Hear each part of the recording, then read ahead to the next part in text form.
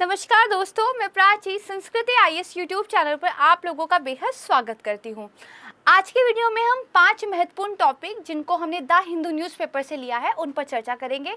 ये topic previous year question को analyse करने के बाद लिए जाते हैं और इनकी सिलेबस से कितने रिलेवेंस है इसको ज़रूर देखा जाता है। तो हमारा जो आज का पहला टॉपिक है वो है 5G नेटवर्क। सबसे पहले 5G नेटवर्क के बारे में समझते हैं। देखिए, इंटरनेट अगर कुछ घंटों के लिए भी ठप हो जाए तो ऐसा लगता है हमारी ज़िंदगी थम गई है। तो ये तो बात तय है कि इंटरनेट हमारी ज़िंदगी का एक अभिन्न अंग बन चुका है और हम लोग जितना जितना नेट पर डिपेंड होते जा रहे हैं उतना ही हम लोग चाहते हैं कि स्पीड नेट की ज़्यादा हो। और जब हम मूवी चलाते हैं तो एक बफरिंग चलते रहती है ना, वो तो बिल्कुल ना हो क्योंकि बहुत इरिटेशन होती है। तो स्पीड ज़्यादा होना और साथ में डाटा पैकेट के ट्रांसमिशन को लेकर विलंबता कम होना, जिसको कीवर्ड लेटेंसी बोलते हैं, ये हमारे लिए बहुत ज़रूरी है और इन दोनों ही रिक्वायरमेंट को 5G जो है पूरा करता है। आइए समझते हैं। मैंने ये टॉपिक क्यों लिया है, क्योंकि देखिए 5G service roll out likely in August September, ये जो है न्यूज़पेपर के अंदर न्यूज़ दी गई थी। अब देखिए ये क्या है, 5वीं पीढ़ी का यानी कि 5G मतलब 5th जनरेशन का क्या है, एक मोबाइल नेटवर्क है और 1G 2G 3G 4G के बाद ये एक नया वैश्विक वायरलेस मानक है। पहले बात करते हैं स्पीड की। इसकी जो अधिकतम स्पीड है एक आइडियल कंडीशन में डाउनलोडिंग के लिए 20 गीगाबाइट प्रति सेकंड है और अपलोडिंग के लिए 10 गीगाबाइट प्रति सेकंड है। कैन यू इमेजिन कि कितनी जल्दी जल्दी चीज़ें हो जाएंगी। खैर, ये तो एक आइडियल सिचुएशन की बात है, व्यवहारिकता की बात हम करते हैं। जो व्यवहारिकता है उसमें इसकी स्पीड कितनी होगी, 100 मेगाबाइट प्रति सेकंड डाउनलोडिंग होगी और आपका 50 मेगाबाइट प्रति सेकंड अपलोडिंग स्पीड होगी। आपको लगेगा ये गीगाबाइट से मैम ने तुरंत मेगाबाइट पे ले आई और कह रही है बहुत स्पीड होगी। जी हाँ, होगी, क्योंकि अभी जो हम 4G यूज़ कर रहे हैं, अगर मैं उसकी स्पीड आपको बताऊँ तुलना करने के लिए, तो देखिए जो 4G है उसमें 40 Mbps डाउनलोडिंग की स्पीड मिलती है और 25 Mbps अपलोडिंग की स्पीड मिलती है। तो इससे तो काफ़ी कम हुई ना। अच्छा, अब एक कीवर्ड याद रखिएगा कि जो 5G है वो OFDM पर आधारित है। OFDM का मतलब क्या होता है, ऑर्थोगोनल फ्रीक्वेंसी डिवीज़न मल्टीप्लेक्सिंग। बहुत ज़्यादा डिटेल में मत जाइएगा, आपको बस अपना क्वेश्चन सॉल्व करने के लिए ये कीवर्ड पता होना चाहिए और ये किससे संबंधित है, 5G से, ये पता होना चाहिए। फिर भी मैं आपको बता देती हूँ कि इसका मतलब होता क्या है। दरअसल ये किसी एक इन्फॉर्मेशन को या किसी एक डाटा पैकेट को या किसी एक सिग्नल को अलग अलग नेटवर्क पर साइमल्टेनियसली भेज देता है। तो क्या होता है, एक से दूसरे पे जाने पे, दूसरे से तीसरे जाने पर जो डिले होता है, जो इंटरफेरेंस होती है, वो नहीं होती है। ये एक साथ बहुत सारे नेटवर्क पर काम कर लेता है। मैंने आपको बहुत मोटे तौर पर समझाया है, ये बहुत टेक्निकल टर्म है, बस आपको ध्यान रखना है कि 5G जो है वो ऑर्थोगोनल फ्रिक्वेंसी डिवीज़न मल्टीप्लेक्सिंग इस पर आधारित है। दूसरा कीवर्ड आपको ये ध्यान रखना है, जो 5G होगा वो जो आपकी MM वेव होंगी इनका उपयोग करेगा और ऐसा करने वाला ये वायरलेस संचार प्रणालियों की पहली पीढ़ी है। इसका मतलब ये होगा इसको अधिक बैंडविड्थ मिलेगी। अच्छा, बैंडविड्थ ज़्यादा मिलेगी, इसका क्या मतलब हुआ, आइए एक बहुत इंटरेस्टिंग एग्जाम्पल के माध्यम से समझते हैं। मान लीजिए ये एक सिटी है और इसके अंदर पहले से ही सकरी सड़क जो है बहुत सारी बन चुकी हैं। अब सड़क बहुत सारी और आजकल तो हर किसी के पास गाड़ी है, तो वो देखिए सड़कें गाड़ियों से ऑलरेडी क्या है, भरी हुई हैं। अब अगर आपको एक नई गाड़ी इस रास्ते पर भेजनी है तो उसको ट्रैफिक की वजह से स्लो स्पीड में तो जाना पड़ेगा, यानी कि वो अपने टाइम पे तो नहीं पहुंच पाएगी। जैसे मैं ऑफिस के लिए लेट हो जाती हूँ, तो इसी तरीके से जब ऑलरेडी ट्रैफिक इतना है कि आप स्पीड भी कम हो गई, आप पहुंच भी ज़्यादा पा रहे हैं, तो अब आप क्या कर सकते हैं। एक ऑप्शन तो ये है, इसी शहर के अंदर आप एक नई सड़क बना दें, लेकिन जितनी भी भूमि थी उस पर तो पहले से घर, गलियाँ, सड़कें सब बन चुका है, कब्जा हो चुका है, वहाँ तो पहले से बहुत ट्रैफिक है, उसका तो यूज़ नहीं हो सकता। अब आप क्या करेंगे, उसी शहर का, उसी जो आपका स्पेक्ट्रम है उसके ऊपर क्या करेंगे, उस सड़क के ऊपर एक फ्लाईओवर बना देंगे और अब उस फ्लाईओवर पे जब आपने एक सड़क बना दी तो एक नई गाड़ी की मूवमेंट के लिए क्या रास्ता साफ नहीं हो गया है, क्या स्पीड अच्छी नहीं हो जाएगी, जो ऑफिस में लेट से पहुंचने की आदत है क्या वो ठीक नहीं हो जाएगी, ज़रूर हो जाएगी। तो यहाँ से अब आप मान लीजिए जो सड़कें हैं इनको आप मान लीजिए ये हमारे क्या है, ये हमारे स्पेक्ट्रम बैंड हैं। ठीक है। ये जो स्पेक्ट्रम बैंड है इन पर ही हमारा डाटा जो है ट्रांसमिट होता है, और अगर ये स्पेक्ट्रम बैंड नए नए मिल जाएं जहाँ पर अभी ज़्यादा कंजक्शन भीड़ भाड़ नहीं हुई है, तो हमारे जो डाटा के पैकेट्स हैं वो बहुत आसानी से जो है आगे बढ़ पाएंगे और साथ में वो वापस से जो है रिसीव भी हो पाएंगे। ये हमने समझ लिया। अब 5G के बारे में 3 चीज़ों का और ध्यान रखिएगा। 2 कीवर्ड मैं आपको ऑलरेडी बता चुकी हूँ। पहला तो ध्यान रखिएगा, जो हमारे फिलहाल के मोबाइल नेटवर्क है वो देखिए 3 गीगाहर्ट्ज़ के नीचे वाले स्पेक्ट्रम पर काम करते हैं। कितने पर काम करते हैं?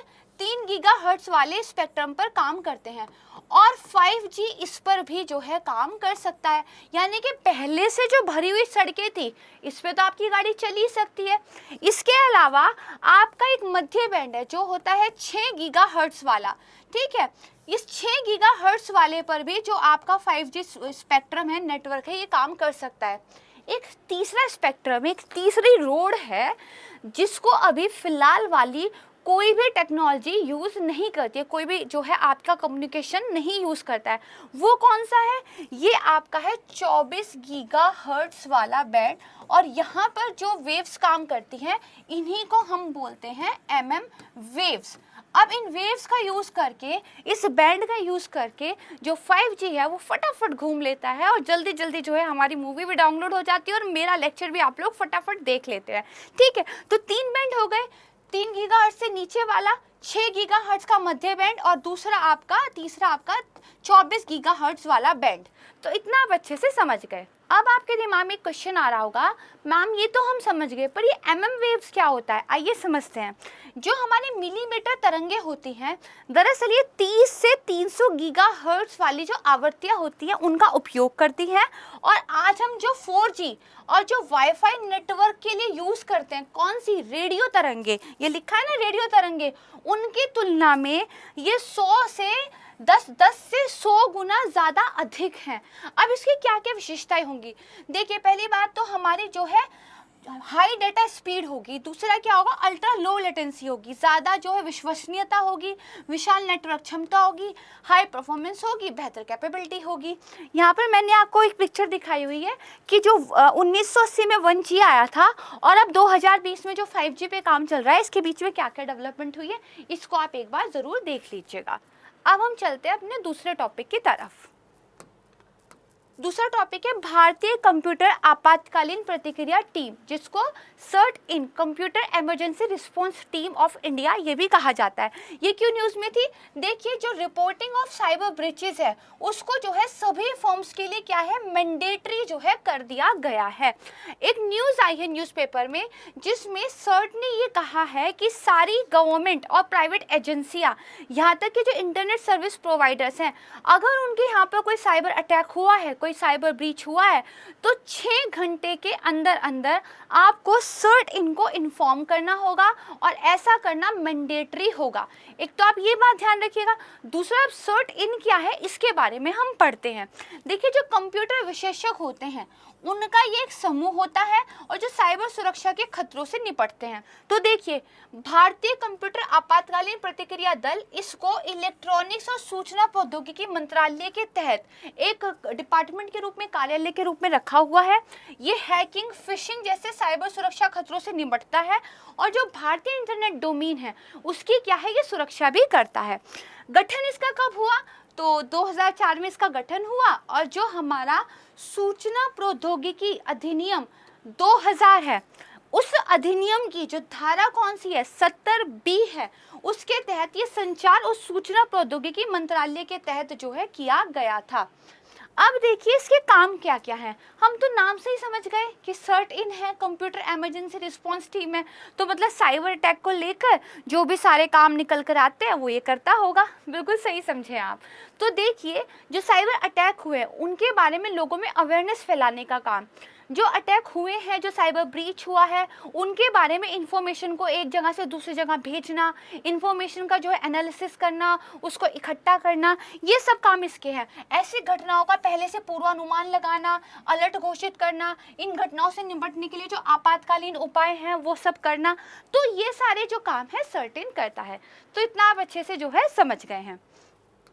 अब हम बात करते हैं नेक्स्ट टॉपिक की, भारतीय प्रतिस्पर्धा आयोग यानी कि कंपटीशन कमीशन ऑफ इंडिया। ये न्यूज़ में है।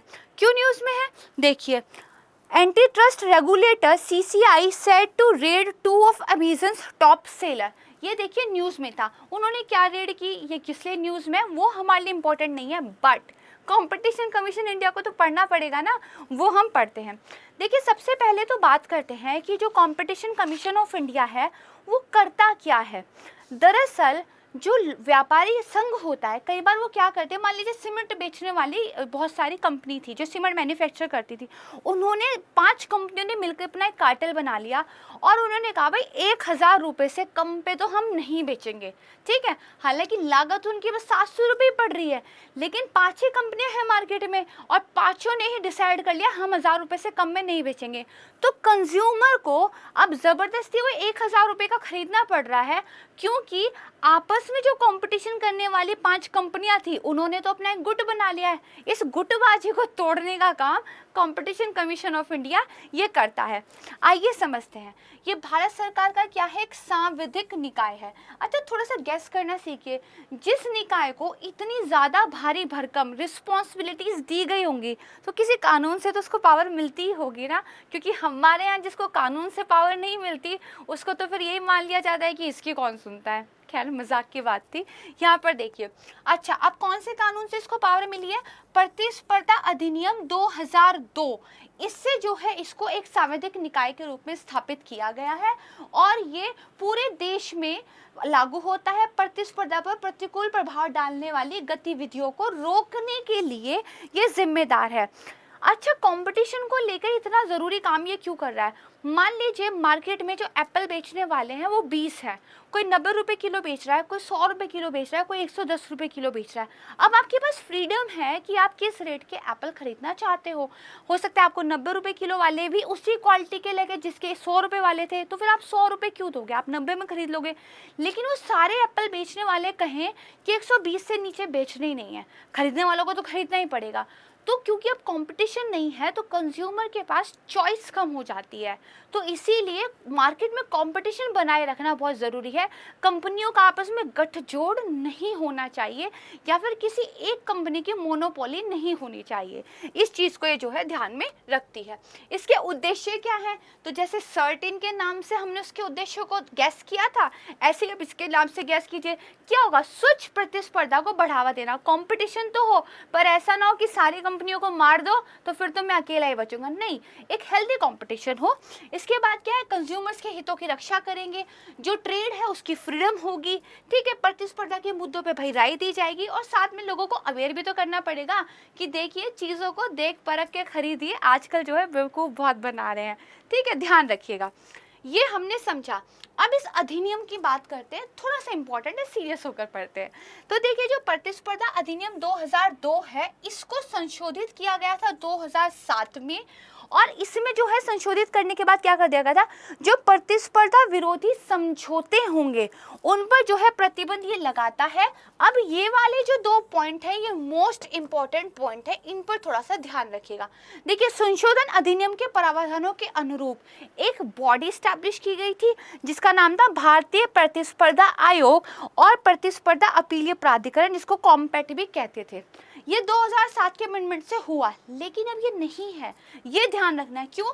क्योंकि 2017 में सरकार ने इस कॉम्पैक्ट को राष्ट्रीय कंपनी कानून अपीलीय न्यायाधिकरण, national company law appellate tribunal, इससे जो है प्रतिस्थापित कर दिया है।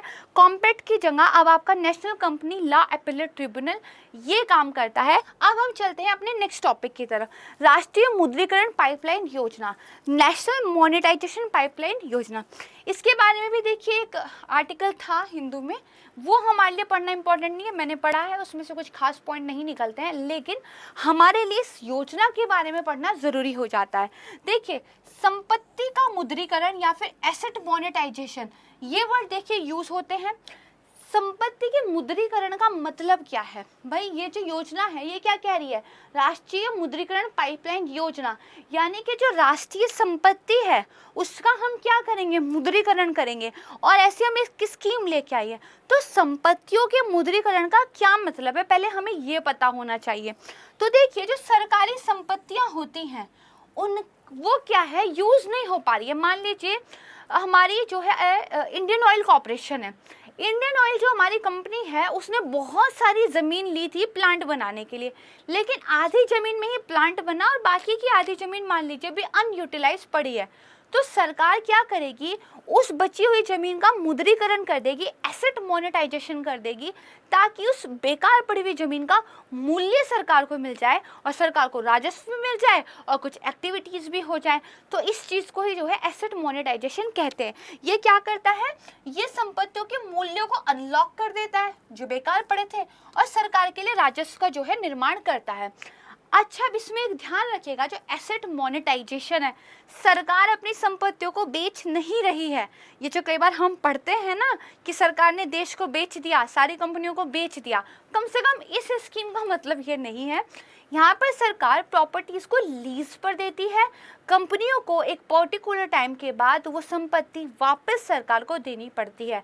लीज के बदले सरकार को पैसा मिलता है और इस तरीके से ये काम करता है। और सरकार का मानना है कि 22 से लेकर 25 तक जो 4 वर्ष की अवधि बैठती है, इसमें मुख्य संपत्तियों के माध्यम से 60 लाख करोड़ रुपए का मोनेटाइजेशन हम कर सकते हैं।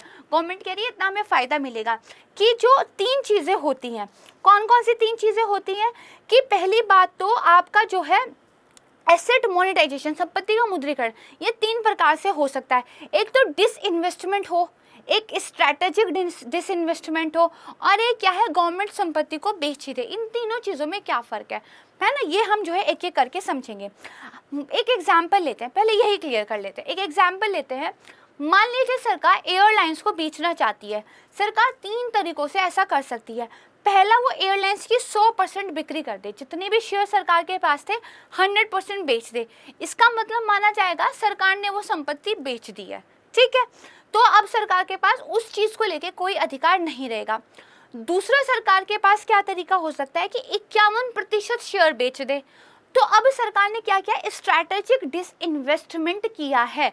देखिए, इसका मतलब ये है कि अब उस एयरलाइंस के मैनेजमेंट में सरकार का इकलौता प्रभाव नहीं रह जाएगा, क्योंकि 51 शेयर सरकार ने भेजे हैं, सरकार ने मेजॉरिटी पोर्शन भेज दिया, जिसके पास मेजॉरिटी शेयर होंगे वही मैनेजमेंट को संभालेगा। इसको बोलते हैं स्ट्रैटेजिक डिसइन्वेस्टमेंट।